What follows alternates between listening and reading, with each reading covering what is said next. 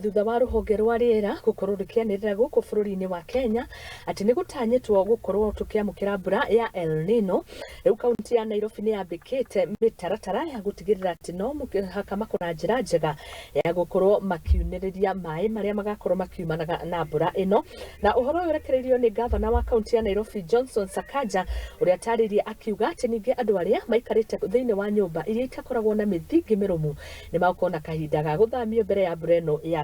Oho ni akomithitie na njira nene andu aria makoragwo na kandarathi ya gwaka nyumba o ende magakorwo magiaka nyumba citakinyanirie ikiro. Before we solve a problem, we must understand it. To understand it, we must name its causes clearly and briefly. Our drainage problems have 5 main causes. Firstly, Nairobi has grown and keeps growing quickly. That means we haven't had time to plan buildings as well as we have. So we find not just that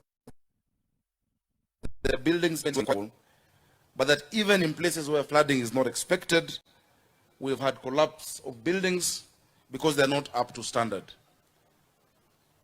Earlier on, a few months ago, together with Waziri Zak, when we had buildings collapsing in Kiambu County as well as Kasarani, we went together and we had a meeting with the building inspectorate and the departments under the Ministry of Lands, and we instructed the building inspectorate to conduct a survey of unsafe buildings in Nairobi. We have received the report, and one of the actions we'll take in some be brought back to standard. The ones that are irreparably, structurally in default, we will have to move people during this season. And we're asking those in the built industry, contractors, developers, please don't cuts. Usijaribu ati unanunua simiti fake ama utumile chuma inafaa to save 200,000 shillings or $1 million, and your entire project of 50 million goes down.